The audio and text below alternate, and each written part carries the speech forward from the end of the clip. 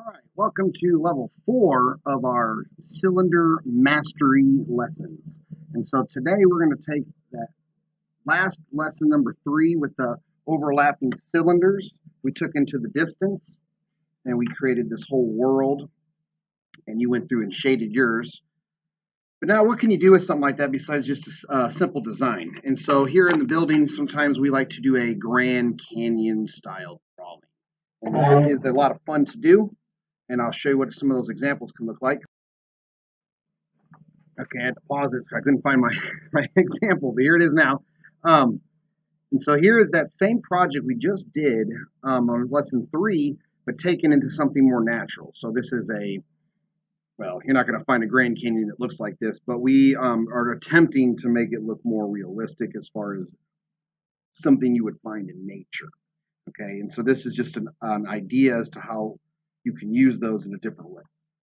So I'll just show you how to start that, and then you can finish it. So first things first, when you draw something like this, you're going to want to start with the horizon. So how far back do you want this to go? And I like to draw this line pretty close. So my horizon, I'd say, maybe 2 or 3 fingers from the top of your paper is really all you want. The focus on this drawing is not the sky, it's what's going on the ground. So just to give it a placement on Earth, that we can do a little horizon. That helps a lot. The next part we're going to want to do is the first part of the wall. And so this is the cylinder top we're standing, as you can see. So this looks similar to the rest of them, but it's slightly different. And so what you want to do for this one is make sure you have some overhanging curves. And I'll show you what I mean by that. So when I come in off the side of my paper, I'm going to curve and then go. See that? And I can go back as well. And I can curve over here, and you might even have a little dip somewhere, and then right off. Okay, so this is the ground. This is the edge of the cliff we're about to be standing on, right? And so in the previous lesson, we just went straight down with these cylinder edges, and that looks very cylindrical, but we want to make this a little more organic looking. And so what we can do is kind of crumble the edges, and we can slope these a little bit. And so if I take this as, instead of going straight down, what I want to do is kind of curve down. See that? And so we can create this sloping effect. Same with this one here. I'll slope that down a little bit, right? And then on these ones, same idea. I can kind of slope this, kind of create this kind of bumpy line. All right, and then I can go in here and populate with my other cylinders in a minute. But before I do that, I want to get the back cliff. So this is the close cliff, and then we got the far away cliff. And so this one, we'll just go below our horizon to create some ground level here. And then this, you're just going to see little details. So every once in a while, just a little hanger over here.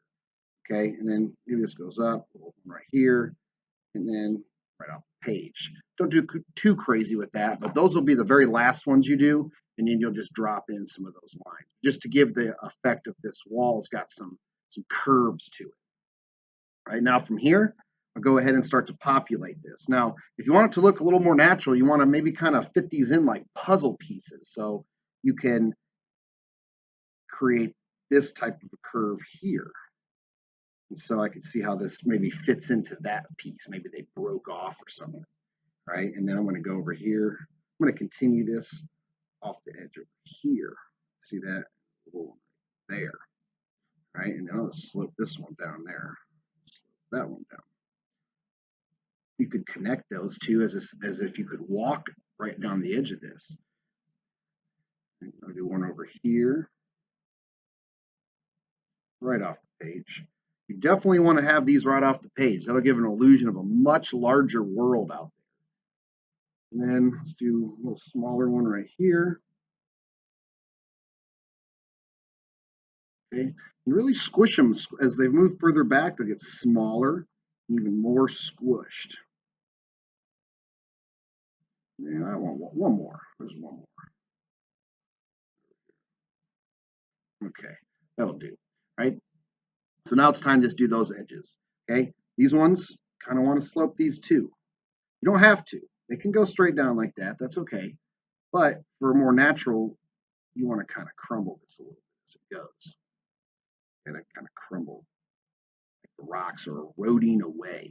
And we can do this to the edge as well. So as I redefine this edge, I might kind of break this up with some lines, make it a little more jagged, a little more rocky, okay? And if I end up with a really big one that hangs out, I might even go ahead and drop another curve in here just to kind of help it along. And that's all right. Back here. Okay. Oh, I decided I wanted one right there. There you go. See? These little tiny details will add a whole lot of interest to your image, so don't be afraid to do them. Drop here. These are big towering ones, way into the distance here. Right, and this little nook right there.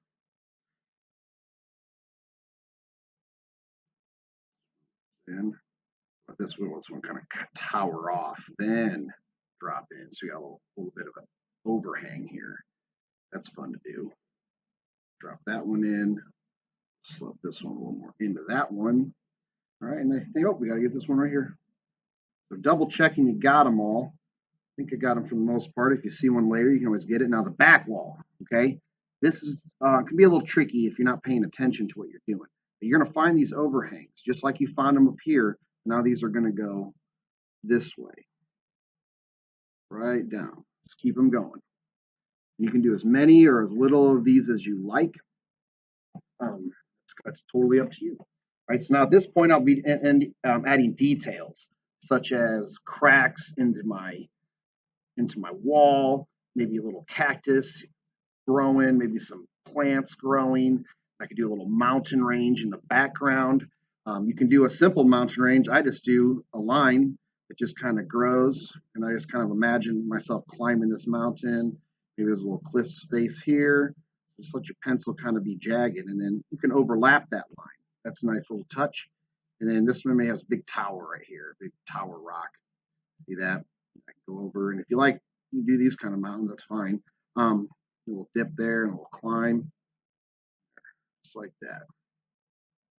This one's got another range behind it. That. All right. And that could be my mountain range. And so that is the grand imaginative canyon, I guess you could call it, because this is not what the Grand Canyon looks like, but it is a canyon where the base goes way, way far down below the surface of what we're creating. Okay. And so shading is the next step. You can go ahead and shade with color, which is how I did this one. I just used some black and some brown, yellows, little hints of green here and there, just to kind of make the color look a little more fun, less flat. You don't always want to color with the same color the whole time. You get a pretty flat looking image. And so this just adds a little more interest to your color when you use multiple colors. All right, so can you take your cylinder? Can you overlap them? All right, and then can you create the organic versions of them? You can create a whole world like that. And then you can go ahead and step it up to more of a rocky canyon. And then add your color step right there. Okay, so I hope this is fun for you. Let's see what everybody can come up with and have fun.